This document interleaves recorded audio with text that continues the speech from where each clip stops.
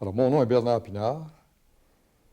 J'ai été député du comté de Drummond à l'Assemblée législative, devenu plus tard à l'Assemblée nationale, en 1952, battu en 1956 par le Parti de l'Union nationale, réélu en 1960 à l'arrivée de M. Lesage comme chef du Parti libéral du Québec, réélu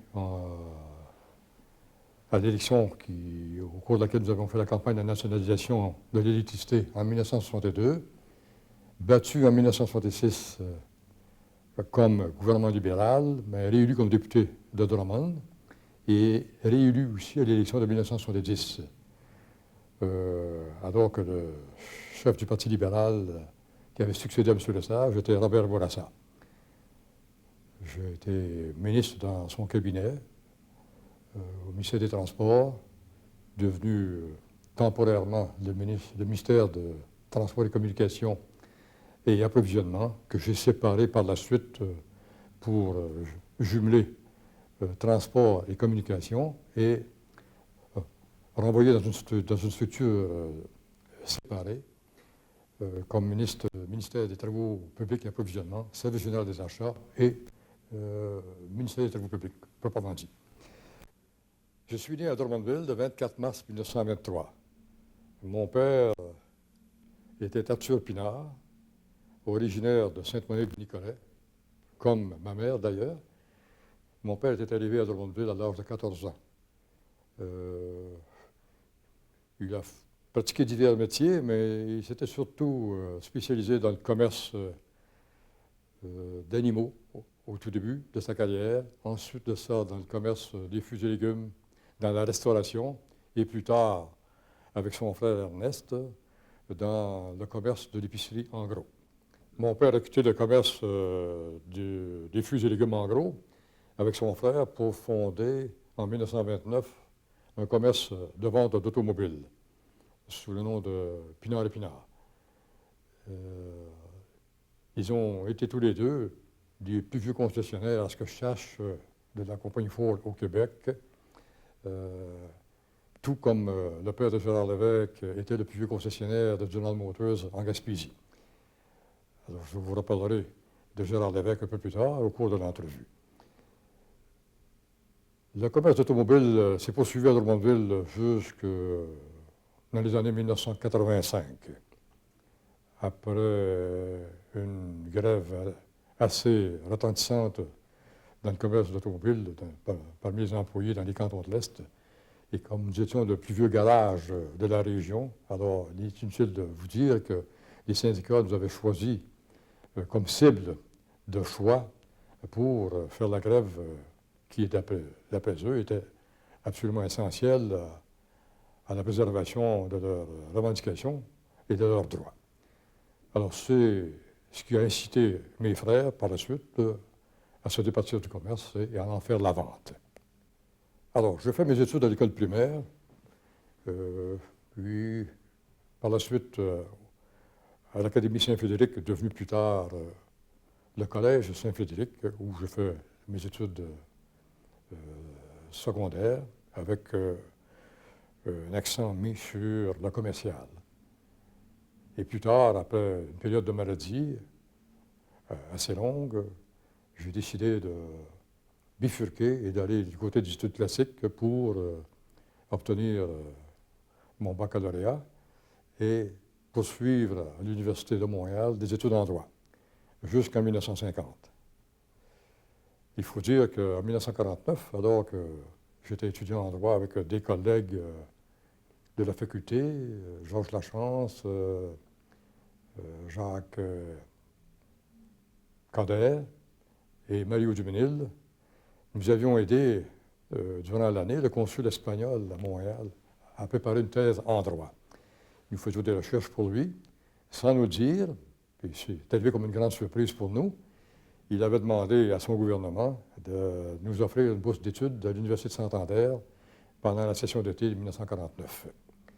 Alors, quand nous avons terminé nos études de l'année, en juin, en fin mai 1949, le doyen nous a appelé à son bureau et nous a fait part de la bonne nouvelle. Alors, nous étions très heureux, mais il fallait trouver de l'argent pour payer les dépenses du voyage, acheter les billets de bateau, puis de séjour là-bas. Et nous avions fait organiser notre voyage par l'agence Jules Hone. Et nous l'avons organisé de façon fantastique. Un très bon marché. Nous étions reçus dans des familles, aussi bien en Angleterre au tout début de la vacance qu'en France et pendant la majeure partie du séjour en Espagne. Et ça a été un souvenir qui reste impérissable pour nous. Nous avions fait certaines études, puis on nous avait donné un diplôme qui était beaucoup plus honorifique que très mérité. Alors, ça nous permettait de l'afficher dans nos bureaux d'avocats. Ça pouvait intéresser les clients jusqu'à un certain point. Et ça m'amène à l'année 1950, où je deviens avocat pour pratiquer à Drummondville, mais déjà, la politique commençait à m'intéresser, mais surtout les organisateurs du comté, dont faisait partie mon père, commençaient à susciter une candidature dans le comté pour la prochaine élection, qui éventuellement a eu lieu en 1952. Et entre-temps, on m'a élu chef, pas chef, mais président des jeunesses libérales du comté de Drummond, pour mieux me préparer à la candidature de 1952. L'élection est arrivée en juin. Alors, on m'a demandé de me présenter comme candidat. Il y a eu quelques autres candidatures, mais tout le monde s'est désisté en ma faveur. Alors, j'ai été élu par acclamation. Et il fallait faire l'élection maintenant. Alors, j'avais à renverser une majorité de 5 480 voix, qui était détenue par l'adversaire mon adversaire de l'Union nationale, qui s'appelait Robert Bernard, qui était un vieil ami de la famille, mais à ce moment-là, les opinions politiques étaient très tranchées. Alors, on savait être amis en dehors des périodes politiques, mais les périodes électorales étaient assez vigoureuses. J'ai fait la campagne, et grâce à l'organisation des jeunesses libérales et d'une bonne partie des mouvements sociaux, et même des mouvements syndicaux à l'époque, j'ai réussi à battre mon adversaire. J'ai été élu le soir de l'élection par une très faible majorité de 42 voix, je crois. Ce qui a donné lieu à un racontage judiciaire. Et après le racontage, ma majorité a été augmentée à 89 voix. Alors, c'était une élection serrée. J'ai fait une période d'apprentissage à l'Assemblée nationale, à l'Assemblée législative de l'époque, pendant 4 ans, mais c'était M. Duplessis, ne l'oublions jamais, qui était le chef de l'Union nationale et chef du gouvernement, et qui était un batailleur vigoureux, expérimenté, et qui avait le talent et le don de nous faire perdre nos moyens. Mais on s'était ligués, une petite équipe ensemble, Jean-Paul Noël, Yvon Dupuis, le député d'Ivy, Rénaud Bélanger, et quelques autres, pour faire la visite à Duplessis, pour le faire sortir de ses gonds, lui faire perdre ses moyens, lui faire des déclarations malheureuses, de façon à ce que l'opinion publique soit mieux alertée sur sa façon de conduire les affaires politiques à l'Assemblée législative, mais surtout sur le mépris qu'il avait de la démocratie. Alors, nous avons porté des bons coups, il n'a pas fait des colères, il a posé des gestes malheureux, il nous a fait sortir de la Chambre à quelques reprises, pas tellement dans mon cas, mais dans le cas d'Yvon Dupuis, Jean-Paul Noël, et dans le cas de Rénaud Bélanger, il n'a jamais réussi à sortir de l'Assemblée législative. Et Rénaud était assez habile pour faire un détour avant que le président de la Chambre prononce son nom pour la 3e fois. Ce qui signifiait à l'époque, vous êtes en dehors de l'Assemblée législative pour une période X de temps. Alors, ça nous a amené par la suite à l'élection de 1956. L'élection de 1956, l'Union nationale avait l'intention de prendre sa revanche et de se débarrasser des jeunes députés tapageurs un peu effrontés aux yeux de M. Duplessis et qui lui faisaient face. Alors, j'ai été battu en 1956. D'autres collègues ont réussi à se faire élire. À ce moment-là, je suis retourné à la pratique du droit parce que, étant jeune avocat, j'avais une carrière en droit que j'aimais beaucoup, que je voulais poursuivre. Puis, où je voulais donner le meilleur de moi-même, tout en restant assez près de la politique. Ce qui ne veut pas dire que je n'étais pas intéressé à l'élection qui viendrait prochainement. Alors, battu en 1956, je retourne à la pratique du droit. Je pratique de façon très active, parce que j'avais une famille à faire vivre. Et le droit m'intéressait énormément, sans oublier la politique ou la mettre de côté totalement. Il y avait quand même un combat qui se faisait chez moi, à savoir si je devais rester aussi actif en politique que je l'avais été depuis 1952, ou si je devais plutôt briser avec la politique, puis mettre tous mes efforts du côté de la pratique du droit.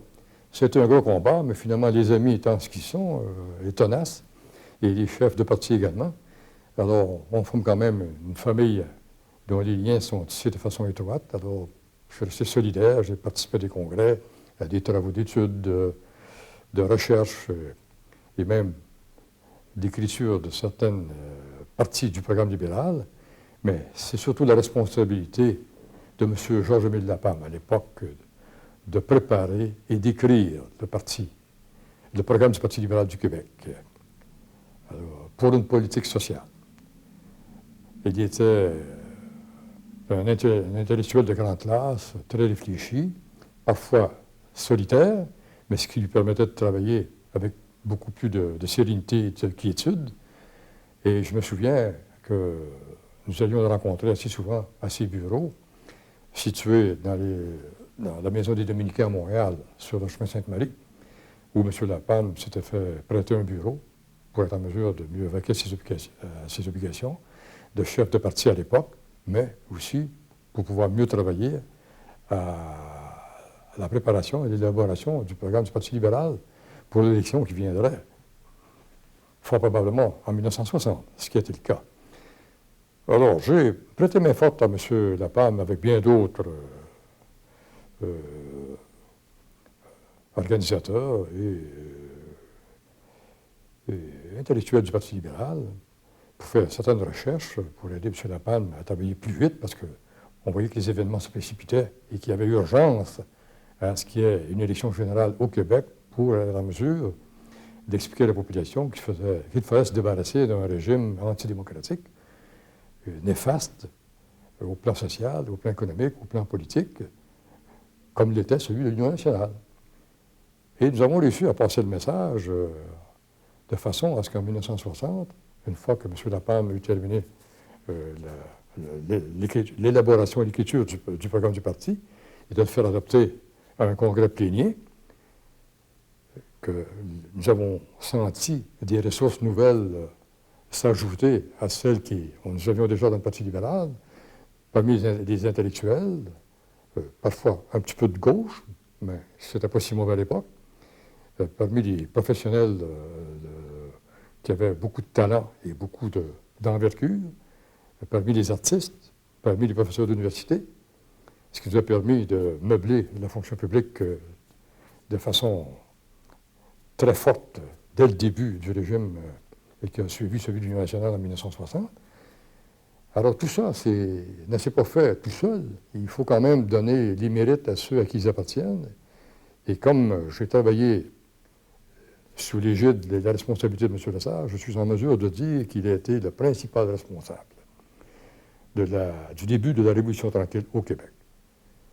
Les idées nouvelles en politique, les idées sociales généreuses, ça vient de lui. Au plan économique, il n'était pas un économiste de carrière, mais il avait le sentiment que le Québec n'était pas au diapason de ses capacités au plan économique, qu'il était considérablement en retard sur les autres provinces, notamment l'Ontario, en matière de développement industriel, commercial, que les communications étaient difficiles entre les nombreuses et lointaines régions du Québec et qu'il fallait donner un coup de barre rapide et vigoureux pour que les communications, à la fois des personnes et des biens, se fassent de façon plus rapide à travers le Québec. Alors, j'ai dit un mot tantôt du rôle joué par M. Lapalme comme chef du Parti libéral, au plan de l'élaboration et de la réalisation du programme. Mais il faut dire aussi qu'il y a eu un congrès au sein du parti en 1958, alors que certaines personnes réalisaient que, malgré les grandes qualités de M. Lapalme, c'était difficile d'aller cueillir la victoire au moment d'une élection, pour différentes raisons. Alors, il y a eu le congrès, il y a eu des discussions vigoureuses. Bon. Et à un moment donné, M. Lapalme a réalisé qu'il y aurait peut-être la difficulté à recueillir la victoire à la prochaine élection. Alors, de bonne grâce, il a accepté de laisser sa place à un autre.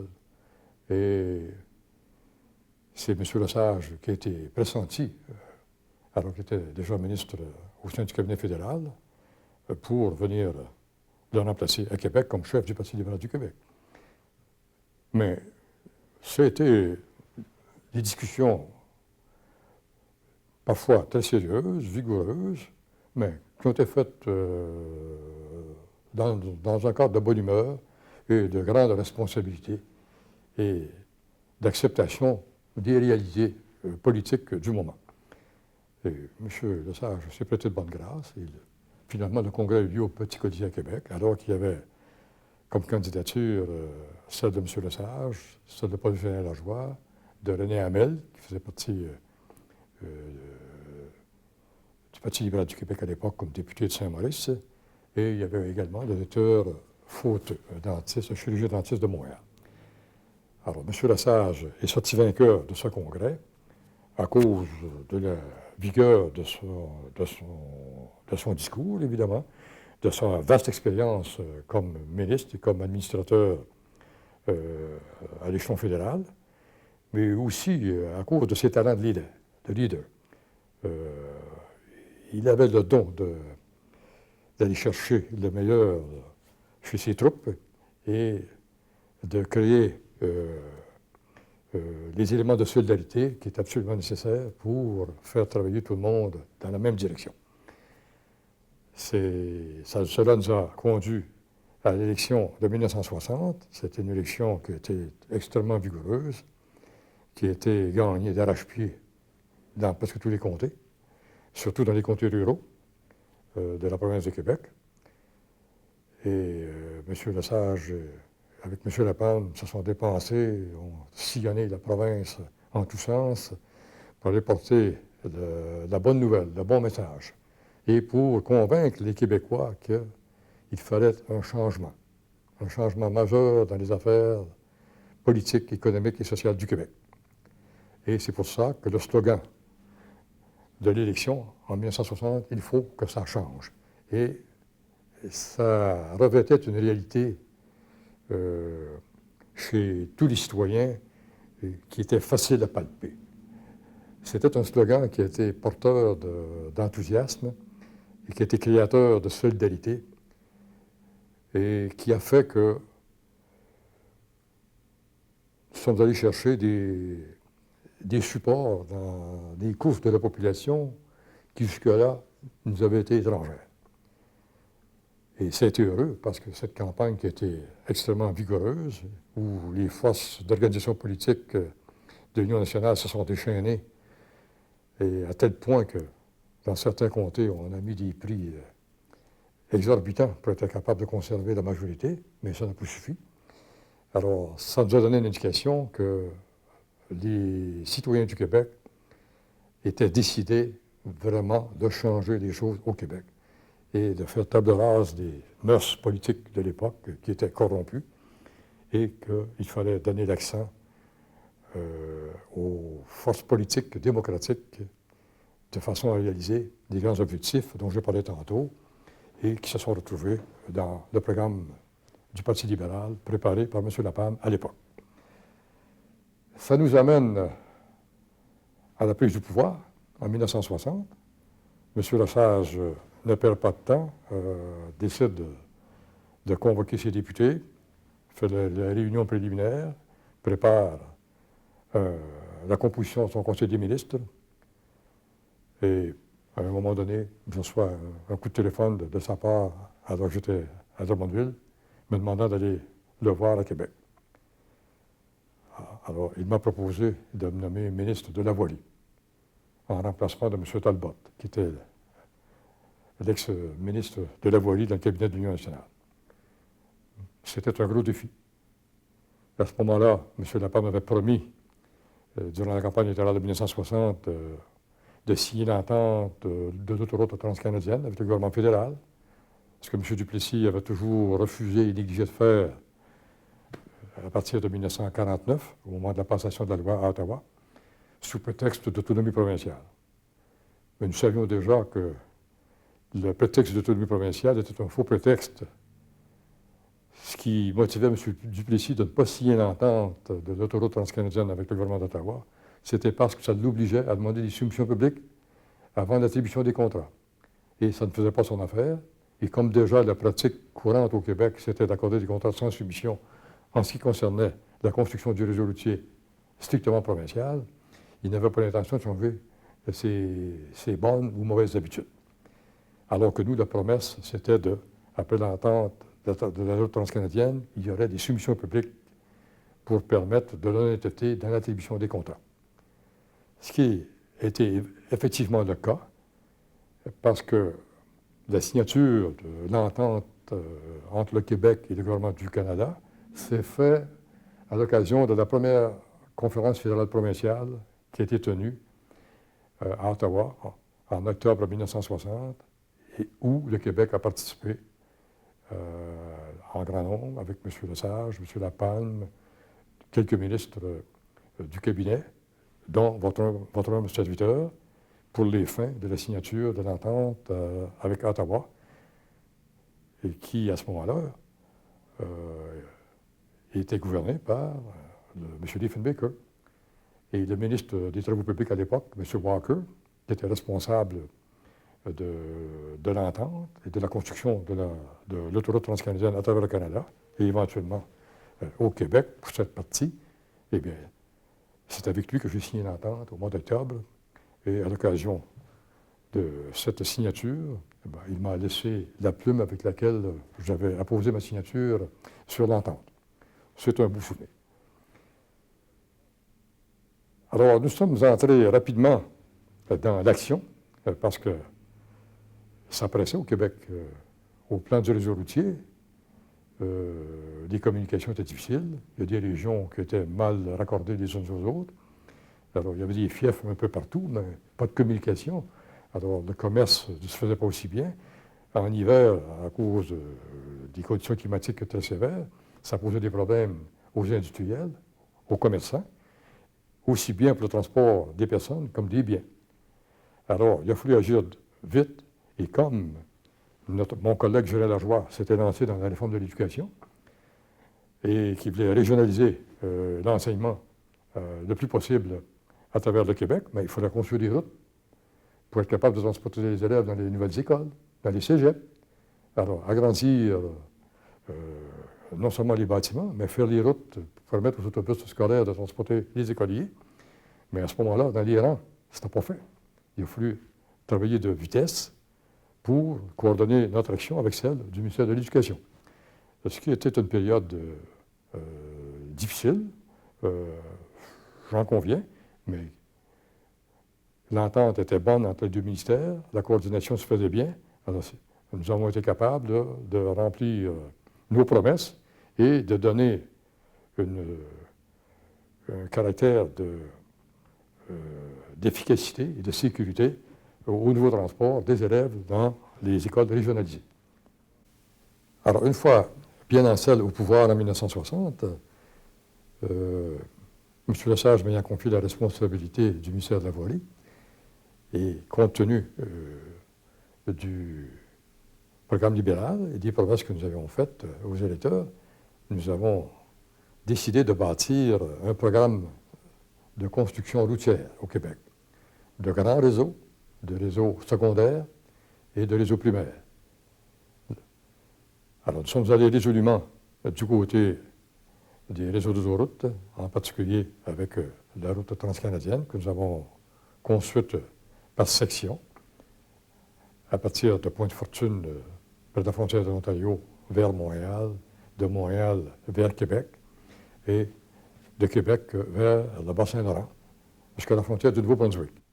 Nous avons résolument décidé d'aller du côté des cantons de l'Est pour avoir des liens avec les États américains limitrophes pour permettre la circulation des biens et des personnes vers les États les plus riches américains, mais pour donner également la chance aux industriels et commerçants du Québec de faire affaire avec les États-Unis, mais aussi de créer des échanges qui ont été, à mon avis, très payants pour les deux parties.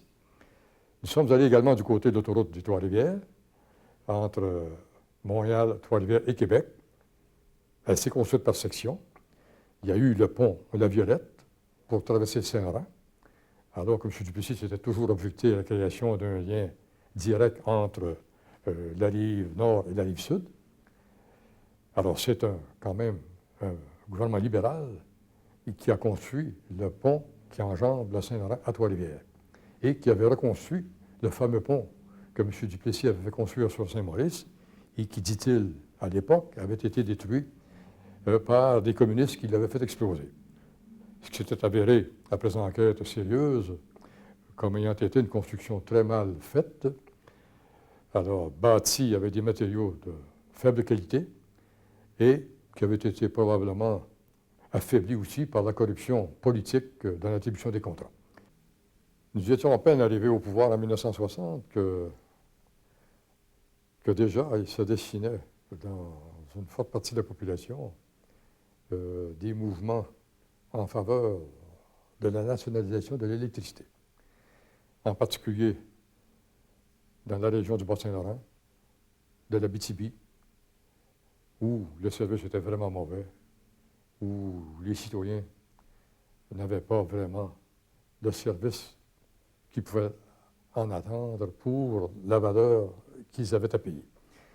Alors, c'est ce qui a amené René Lévesque à prendre le dossier en main et à le proposer de façon vigoureuse et résolue au Conseil des ministres et à la députation et à l'ensemble de la population. Et ce qui a conduit à la campagne de la nationalisation de l'électricité en 1962, au cours d'une élection générale. Alors, M. Lesage, avec M. Lévesque, ont imposé le thème de la nationalisation comme était vraiment une politique de salut économique pour le Québec. C'est un message qui a été bien compris par la population.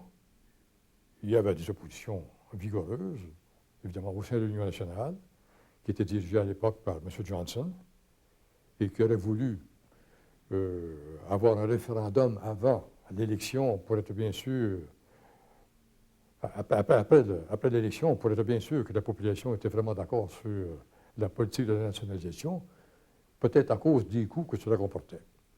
Tout comme à l'intérieur du parti, il y avait des oppositions également, et qui s'étaient fait jour lors de la fameuse réunion du lac à l'épaule, avant le déclenchement de la campagne électorale qui a porté sur la nationalisation de l'électricité. Alors, certains éléments à l'intérieur du parti, des éléments plus conservateurs que libéraux, alors, représentant le monde anglophone, le monde de la finance. Alors, à cette fameuse réunion du lac à l'épaule, les débats ont été très vigoureux sur l'à-propos et la nécessité de faire porter la campagne électorale sur la nationalisation des réseaux électriques au Québec. C'est évident que c'était un sujet délicat. Il fallait financer le coût de cette nationalisation, ce qui avait été établi, si ma mémoire est fidèle, à environ 500 ou 580 millions. M. Marler, qui était ministre dans le cabinet de M. Lesage, et qui était le représentant des intérêts légitimes de la population anglophone, et peut-être aussi des intérêts légitimes des industriels de l'électricité, s'inquiétait de la capacité du Québec de pouvoir financer une telle opération. Mais les études avaient été faites par des bons économistes, dont M. Parizeau, il faut le mentionner, et d'autres qui avaient travaillé avec lui, et qui nous donnaient des chiffres assez réalistes pour nous permettre de connaître l'ordre de grandeur de la dépense envisagée.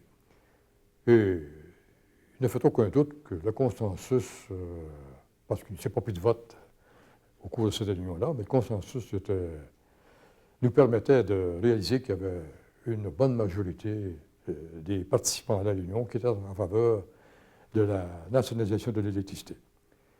Quitte, à certains moments, à diminuer certaines autres dépenses dans certains autres domaines pour être capable de donner au Québec la chance d'équilibrer ses finances pour ne pas obérer le budget de façon dramatique. Alors, M. Lapalme, encore une fois, a joué un rôle déterminant dans cette réunion, mais on a senti que l'appui qu'il donnait en sourdine au début, mais de façon plus éclatante à la fin, à René Lévesque, avait peut-être créé des tensions au sein du cabinet, surtout au niveau du chef du parti, qui était très inquiet du financement de l'opération et qui aurait voulu avoir certaines autres assurances que celles qui lui étaient déjà données pour donner son aval total à l'opération. Il y a des choses, évidemment, qui sont à caractère plus personnel, qui se sont passées au cours de cette réunion, et sur lesquelles je pense qu'il n'est pas sage de dire quoi que ce soit. Ça n'aiderait pas le débat à mon point de vue. Il faut dire que lorsque le Québec s'est décidé à entrer dans cette révolution tranquille, ça ne signifiait pas que les débats n'étaient pas vigoureux et qu'il n'y avait pas un prix à payer non plus pour les réalisations qu'on voulait mettre en marche. Et qu'il fallait avoir du courage pour convaincre non seulement l'ensemble de la population québécoise, mais aussi les puissants qui, jusque-là, s'étaient occupés de l'industrialisation du territoire québécois, à rester sur le territoire et à emboîter le pas avec nous pour la réalisation des programmes majeurs que nous avions mis de l'avant au cours de l'élection et que nous avons demandé à la population d'accepter, de nous laisser réaliser et, jusqu'à un certain point, d'accepter aussi de payer le prix qu'il fallait payer pour avoir les bénéfices de ces réalisations.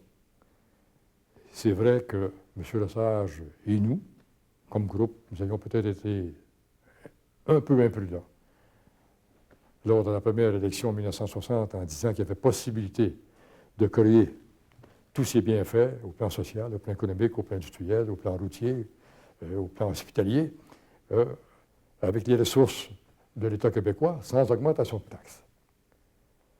C'était peut-être un peu présomptueux, compte tenu de l'ampleur des réalisations que nous avons dû accomplir et de la vitesse avec laquelle nous avons dû les réaliser.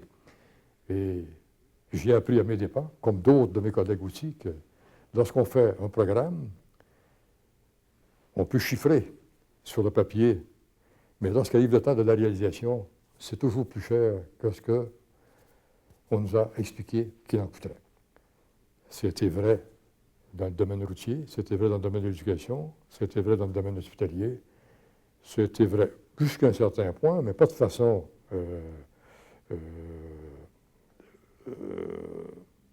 vraiment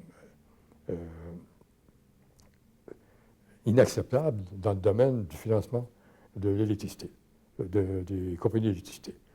Le budget a été passablement administré de façon serrée et ça a coûté peut-être un petit peu plus cher, mais pas beaucoup que ce qu'on nous avait expliqué. Et c'était, à mon avis, une opération qui était absolument nécessaire. Je me souviens d'avoir dit à la réunion du Lac-à-l'Épaule à certains opposants que si ça avait été bon, la nationalisation de l'électricité pour la province de l'Ontario et d'autres provinces du Canada, ça devait l'être également pour le Québec. comme un peu plus tard, certaines politiques sociales qui avaient été réalisées dans d'autres provinces canadiennes étaient nécessaires au Québec et que ce serait bon pour le Québec de les voir se réaliser sur son territoire, même s'il fallait payer le prix qu'il fallait payer pour être capable d'augmenter la qualité et la diversité et la rapidité des soins de santé à la population située de façon très éparpillée sur un territoire qui est immense, où les communications routières n'étaient pas bonnes à l'époque, elles sont devenues meilleures par la suite, puis pour être capable de faire soigner des gens, pas nécessairement dans les grands centres hospitaliers de Montréal et de Québec, mais de pouvoir les faire soigner également dans les centres régionaux, dans les moyennes et petites villes sur le territoire. Alors, c'est une période où il a fallu travailler d'arrache-pied, de façon vigoureuse, parfois rapide, avec le risque des erreurs qu'on pouvait commettre en cours de route, parce qu'en travaillant rapidement, parfois, on échappe certains détails ou on est moins attentif à certains contrôles qu'il faut exercer. Mais dans l'ensemble, je pense que la population a eu à se féliciter des gestes qu'elle a posés et de l'accord qu'elle a donné aux autorités politiques du temps pour la réalisation de ce qu'on a appelé, peut-être un peu pompeusement, la Révolution tranquille au Québec. Arrive ensuite la campagne électorale de 1966. Plusieurs se sont demandé à l'époque s'il y avait nécessité d'avoir cette élection en 1966. C'est vrai que le gouvernement libéral arrivait au terme de 4 ans de pouvoir, et que c'était la coutume de ne pas toujours faire le terme de 5 ans, qui est le terme constitutionnel. Et M.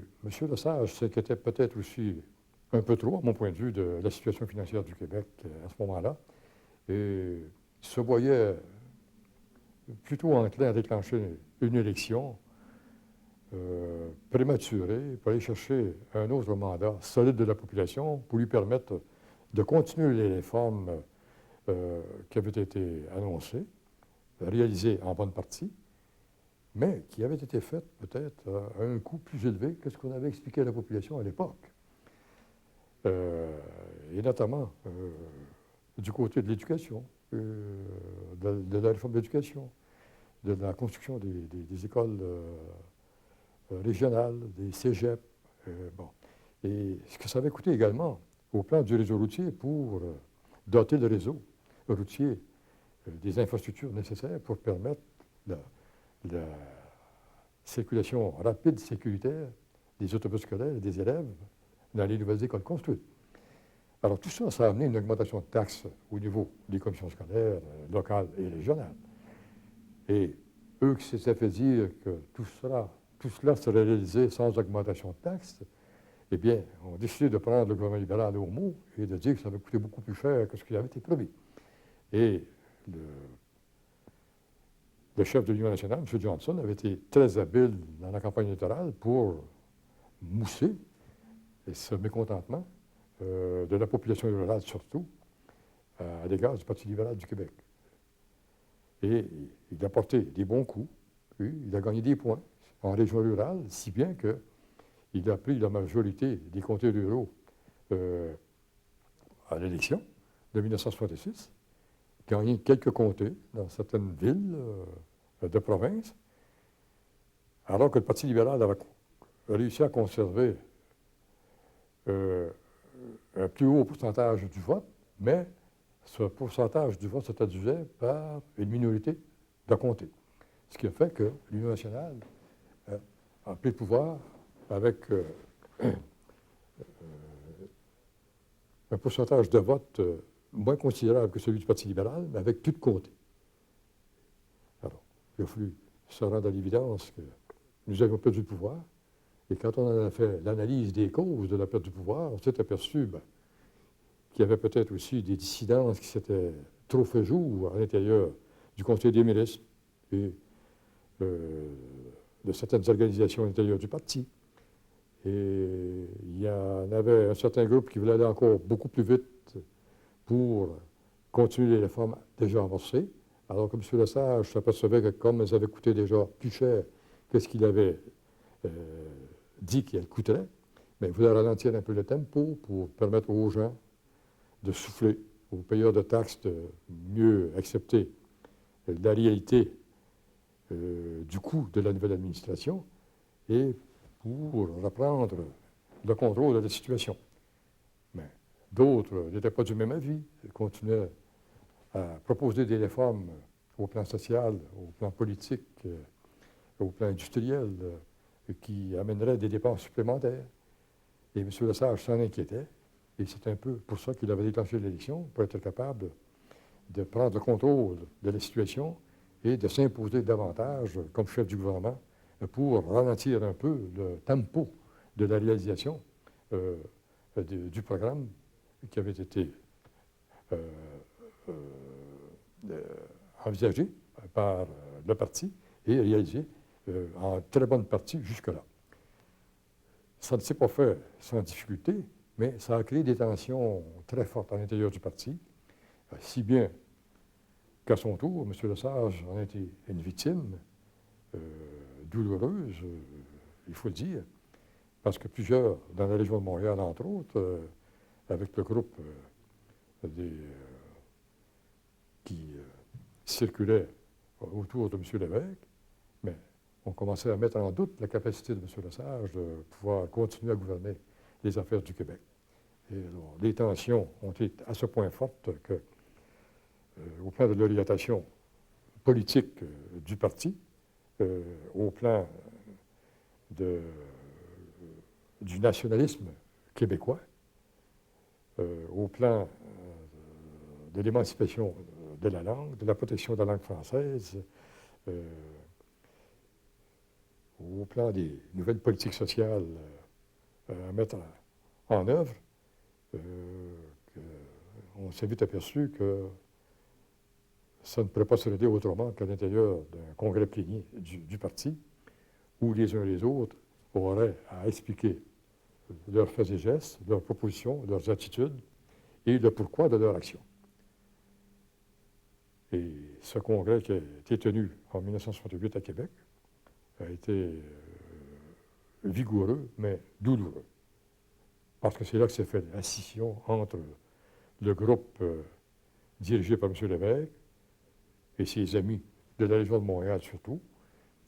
Et c'est là qu'on a compris qu'on ne voulait plus accepter l'autorité et la tutelle de M. Lesage, comme ça avait été le cas à l'époque, jusque-là, et qu'il serait bien difficile de réconcilier les orientations des uns et des autres.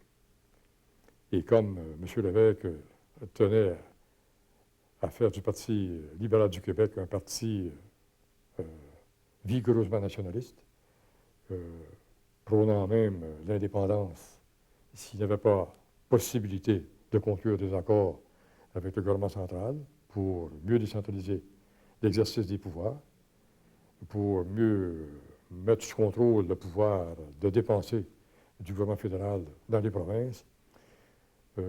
Si on n'était pas capable de nous affranchir de l'autorité fédérale au plan des relations internationales pour permettre au Québec de pouvoir conclure des ententes avec des États tels que la France et d'autres pays d'Europe, eh bien que ce serait bien difficile de continuer à vivre à l'intérieur de la Confédération. Alors, il est évident que M. Lesage, qui était un fédéraliste convaincu, qui avait été député fédéral, ministre dans le cabinet fédéral pendant plusieurs années, à des postes hautement responsables et qui avait une connaissance de l'administration fédérale, mais au plan national également, ne voyait pas ces réformes d'un bon œil et il ne pouvait pas les accepter d'emblée à l'intérieur d'un congrès pour changer radicalement l'orientation politique constitutionnelle du Parti libéral du Québec. Alors, le débat s'est fait. Alors, des propositions ont été mises sur la table par les opposants. Alors, par M. René Lévesque, qui avait un texte, mais qui a préféré le retirer, plutôt que de le voir battre si on avait demandé le vote.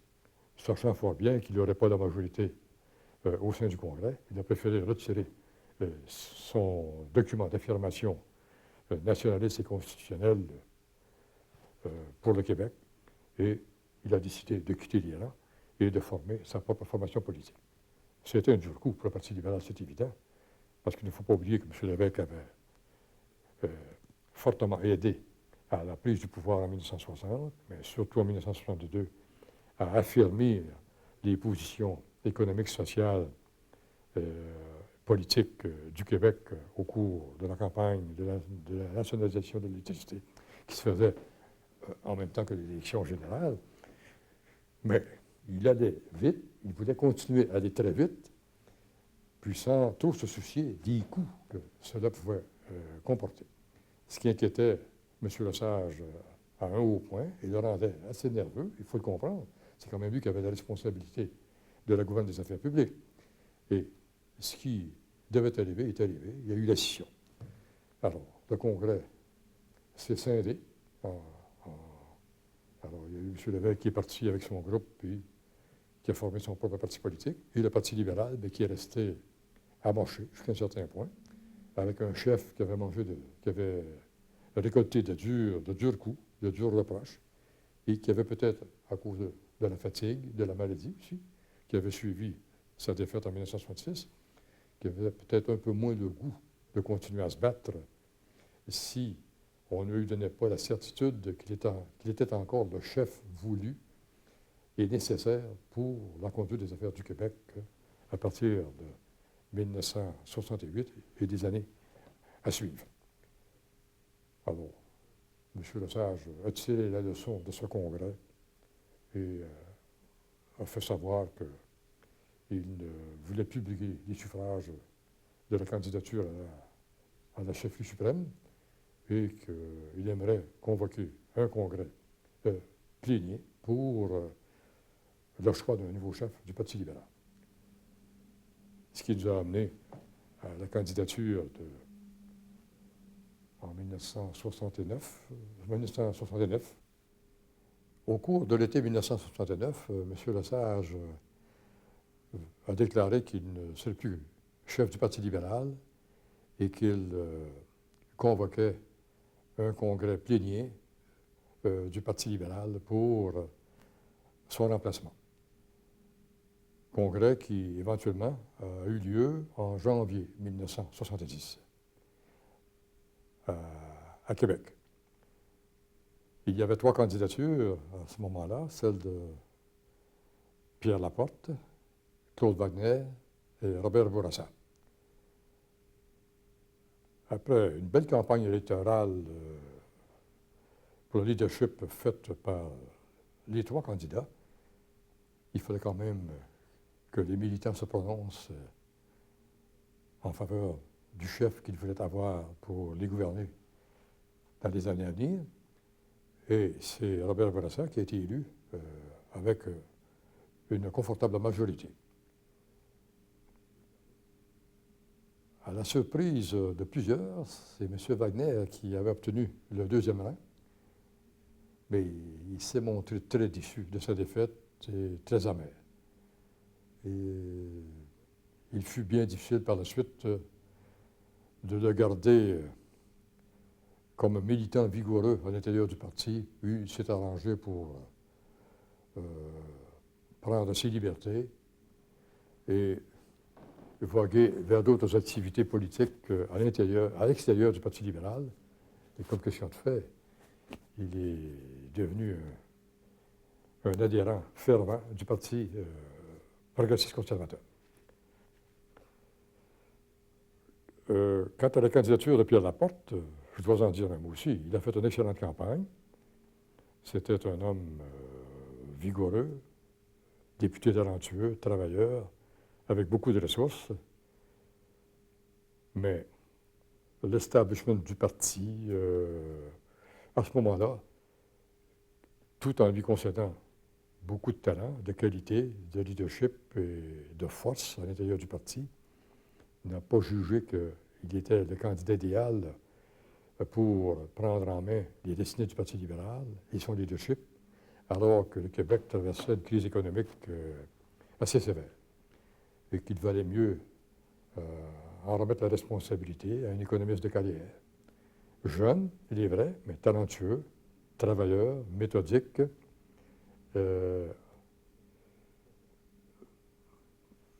très peu partisan dans ses approches publiques et même privées, et qui bénéficiait dans l'opinion publique d'une cote de popularité et d'autorité surprenante pour un homme aussi jeune, mais qui laissait voir des qualités exceptionnelles de rassembleur, ce qui était sa marque de commerce pendant tout le temps qu'il était à la direction du Parti libéral. Il a été capable, malgré sa jeune inexpérience, de traverser la crise d'octobre. Avant la crise d'octobre, de traverser la crise de la grève des médecins. Et en se faisant aider par des conseillers chevronnés, il a réussi à tenir le coup, mais ça n'a pas empêché la crise d'octobre de se produire quand même, avec l'enlèvement du M. Cross, qui était le consul de Grande-Bretagne à Montréal, et plus tard, l'enlèvement du ministre du Travail, Pierre Laporte. C'était une épreuve considérable, douloureuse pour nous, du Parti libéral, comme membre du Conseil des ministres, comme député à l'Assemblée nationale, et pour le chef du parti lui-même, c'était un défi de taille. Comment obtenir la libération de Pierre Laporte sans consentir aux revendications exagérées et coûteuses du Front de libération du Québec, qui était responsable de son enlèvement.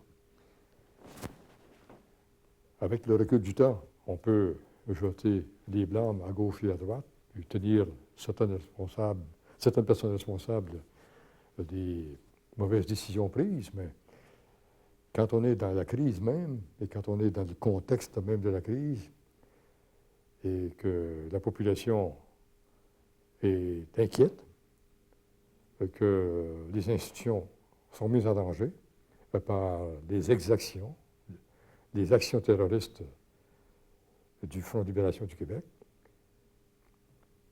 par la dislocation des institutions jusqu'à un certain point, par les menaces qui étaient faites à des dirigeants politiques, financiers de grandes institutions, pour amener ces personnes-là à recommander au gouvernement de donner des passe-droits ou de l'unifier ses politiques ou de libérer des prisonniers politiques qui apparemment étaient dans des prisons québécoises. À ce que je sache, s'ils avaient été emprisonnés, c'est beaucoup plus pour les méfaits qu'ils avaient commis que pour les idées politiques qu'ils avaient prêchées. Mais les deux s'étant mêlés, évidemment, dans le cours de leur action, le Code criminel, à ce moment-là, déterminait des sentences à prononcer dans le cas de condamnation pour des actes qui étaient couverts par le Code criminel. Alors, à mon avis, il ne s'agissait pas de prisonniers politiques dans le sens où on peut l'entendre dans des pays d'Amérique latine ou dans des pays d'Europe de l'Est, où il y a eu des révolutions, où il y a eu des renversements de gouvernement, et où vraiment des personnes ont été emprisonnées à cause de leurs opinions politiques, purement et simplement. Alors, c'est évident que lorsqu'il y a des régimes qui sont antidémocratiques, comme le régime stalinien ou le régime fasciste, à ce moment-là, on n'endure pas des opinions politiques qui vont en contre-courant de l'opinion officielle du gouvernement. Alors, à ce moment-là, il ne s'agit pas de punir des crimes qui sont prévus dans un code criminel. Il s'agit tout simplement d'emprisonner des prisonniers, des personnes qui professent des idées qui viennent à l'encontre des politiques officielles du gouvernement. Alors, c'est tout un autre problème ce qui n'était pas le cas, à mon avis, au Québec à ce moment-là. Mais ça a été exacerbé.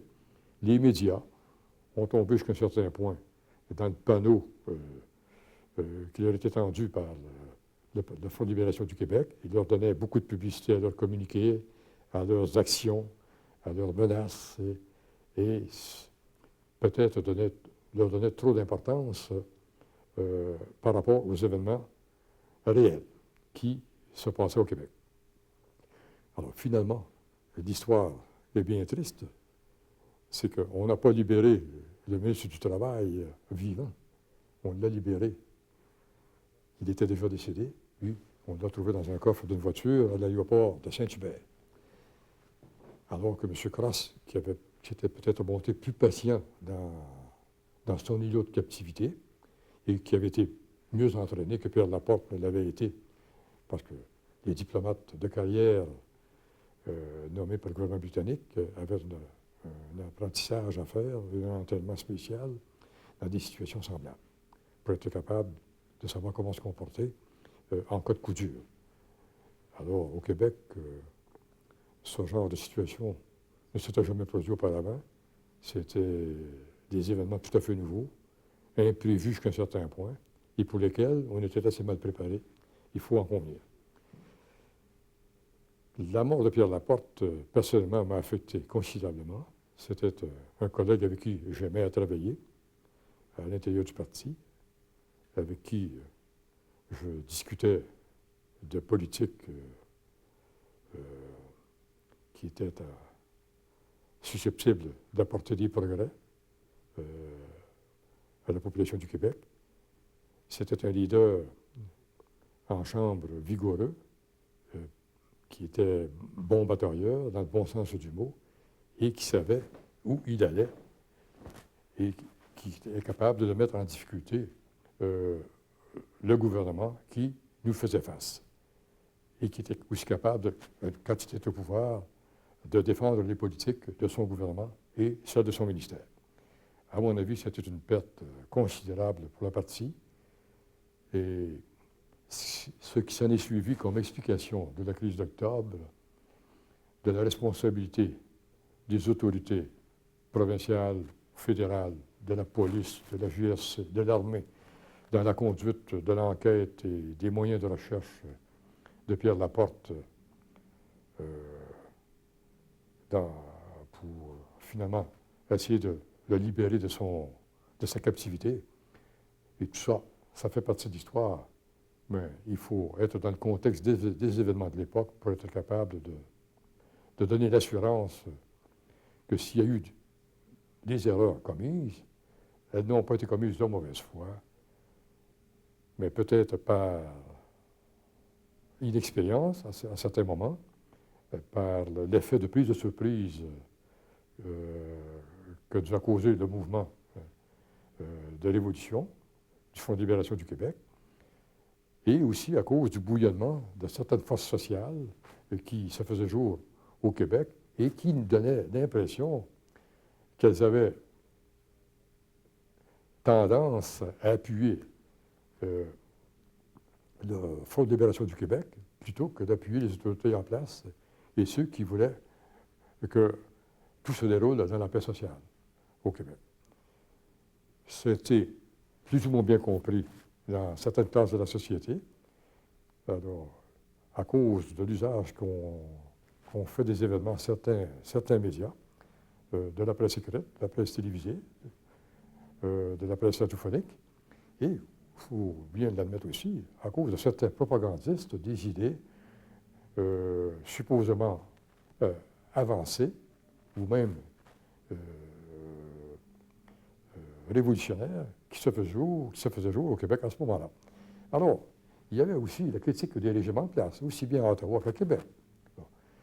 Mais, alors, c'était un bouillonnement d'idées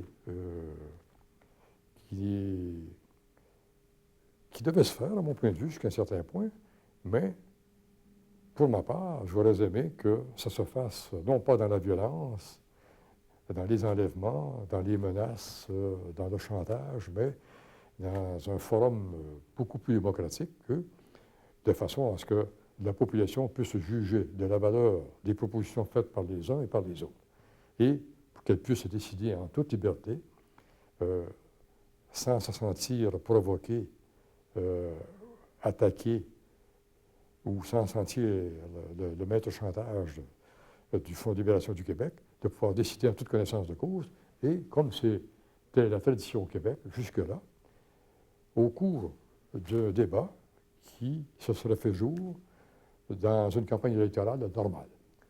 Malheureusement, ça n'a pas été le cas.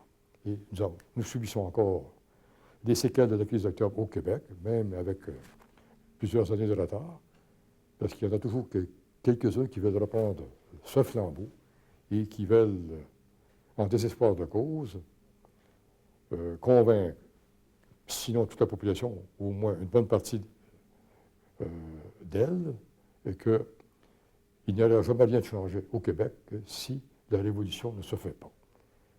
Je m'inscris en faux contre cette façon de voir les choses. Il y a beaucoup plus à gagner dans un débat démocratique fait dans les formes traditionnelles de la discussion et de l'échange des idées qui ont fait la réputation du Québec que dans la violence qui est proposée et qui, malheureusement, à une certaine époque, a été l'apanage du Fonds de libération du Québec. Alors, je pense que c'est un témoignage qui vaut ce qu'il vaut. Il vient d'une personne qui s'est consacrée à la politique pendant de nombreuses années, qui a quitté la politique en 1973, après une carrière de près de 20 ans en politique active, qui a recueilli sa part de laurier, sa part de critique, parce que c'est bien difficile de toujours porter des bons coups et d'avoir les meilleures solutions. On commet des erreurs.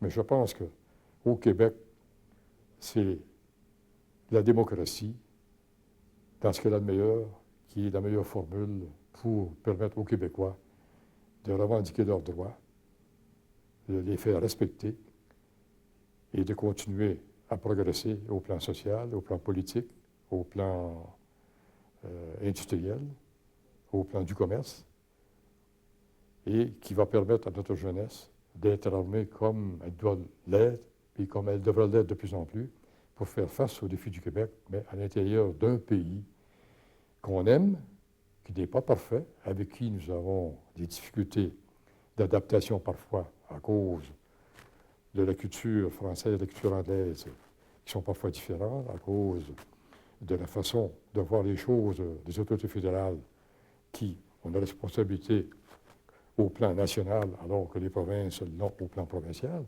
Mais tout cela, même s'il y a parfois des moments de frustration, de découragement, ne me paraissent pas des événements suffisamment décourageants ou frustrants pour qu'on soit tenté de tout laisser tomber et de vouloir courir l'aventure de l'indépendance du Québec, du cadre constitutionnel que nous avons connu, alors que même si le Québec se séparait, que les frontières resteront à peu près les mêmes de ce qu'elles sont aujourd'hui, les États voisins américains resteront les mêmes, qui sont toujours les plus puissants, avec qui il faudra négocier, avec qui nous avons déjà des frustrations et des moyens de revendication à faire valoir sur certaines politiques qui nous causent des difficultés au plan économique, au plan monétaire, au plan politique parfois, au plan social aussi. Alors, il faut toujours discuter, il ne faut jamais se décourager, il faut toujours remettre sur le métier son ouvrage de façon à ce que l'on puisse, avec conviction, vigueur, ténacité, faire valoir son point de vue et, assez souvent, le faire triompher. Et ce qui ne veut pas dire que parce qu'on a fait triompher son point de vue, qu'il faut le faire triompher tout le temps au détriment de celui des autres. Alors c'est un équilibre dans la balance des pouvoirs qui devra s'effectuer par des amendements constitutionnels, sans doute, pour permettre au Québec d'avoir ses coups des franches dans les domaines qui lui sont dévolues par la Constitution en matière d'éducation, en matière de santé, en matière de transport, en matière de la protection de la langue française. Mais à mon avis, tout cela peut se faire à l'intérieur du giron fédéral parce que la preuve était faite à l'époque par M. Lesage et par M. Pearson. M. Pearson était Premier ministre du Canada, M. Lesage était Premier ministre du Québec, qu'il y a eu des ententes très, très, très précieuses qui ont été conclues entre les deux chefs du gouvernement à l'époque, mais dans le cadre de la négociation et non pas dans le cadre du chantage, et sans prononcer des menaces d'égalité ou d'indépendance ou de séparation du Québec du reste du Canada.